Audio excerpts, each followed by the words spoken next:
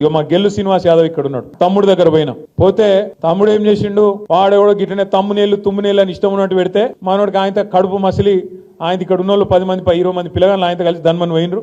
ఏదో కొద్దిగా చిన్న నిరసన కార్యక్రమం చేసి వచ్చిర్రు. చిన్న నిరసన కార్యక్రమం చేసి వస్తే ఆయనతో అటెంప్ట్ మర్డర్ కేసు పెట్టి ఆయనను అరెస్ట్ చేసి లోపలేద్దామని చూసిర్రు.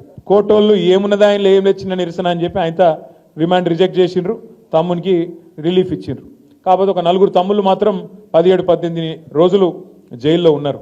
వాళ్ళని కలవడానికి నేను శ్రీనివాస్ యాదవ్ ఇంటికి పోయినా. పోతే గమ్మత్తైన విషయం, శ్రీనివాస్ భార్య ఉన్నది, అమ్మాయి పేరు శ్వేత మీద కూడా అటెంప్ట్ మర్డర్ కేసు పెట్టిర్రు. ఎవరు? శ్రీనివాస్ భార్య మీద. ఆమె బయటికి వచ్చిందా, నిరసనలో పాల్గొన్నదా ఆమెకు తెలియని కూడా తెలియదు. ఎందుకు పెట్టిరట ఎరికేనా? శ్రీనివాస్ను అరెస్ట్ చేసినాక వాళ్ళ ఇంటికి పోయిరట పోలీసు వాళ్ళు. ఫోన్ ఇయ్యన్నారట. ఎందుకు ఇవ్వాలి, నేను ఇయ్య అన్నది. అంటే అటెంప్ట్ మర్డర్ కేసు. గిది ఇందిరమ్మ రాజ్యం, గిది ప్రజాపాలన. ఒక ఇంట్లో ఉన్న ఆడపిల్ల ఏ సంబంధము లేదా ఆ రోజు జరిగిన నిరసన కార్యక్రమంతో ఆ అమ్మాయి మీద అటెంప్ట్ మర్డర్ కేసు పెట్టిన పోలీసు వెధవల్ని నేను అడుగుతున్నా, మీరు మనుషులా పశువులా అని నేను అడుగుతా ఉన్నా. బుద్ధి జ్ఞానం ఉండి చేస్తున్నారా లేకపోతే ఉద్యోగం అనేది గడ్డి తిని చేస్తున్నారా అని నేను అడుగుతా ఉన్నా. అటెంప్ట్ మర్డర్ కేసు పెడతారండి ఒక అమ్మాయి మీద? నాకు అర్థం కాదు. ఇంట్లో ఉండే అమ్మాయి మీద 2 చిన్న పిల్లలు ఉన్నారు ఆమెకు, ఆమె మీద అటెంప్ట్ మర్డర్.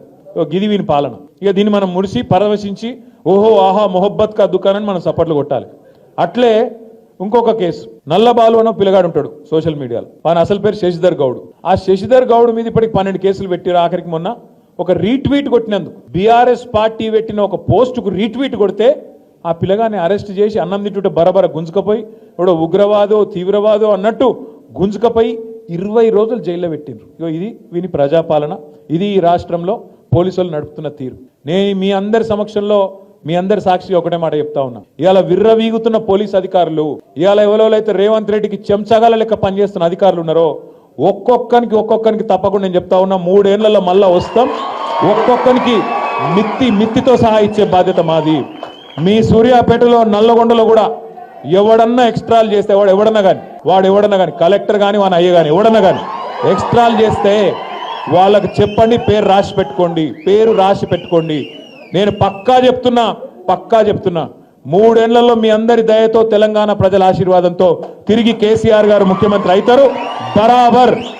బరాబర్ హిసాబ్ కితాబ్ చేస్తాం.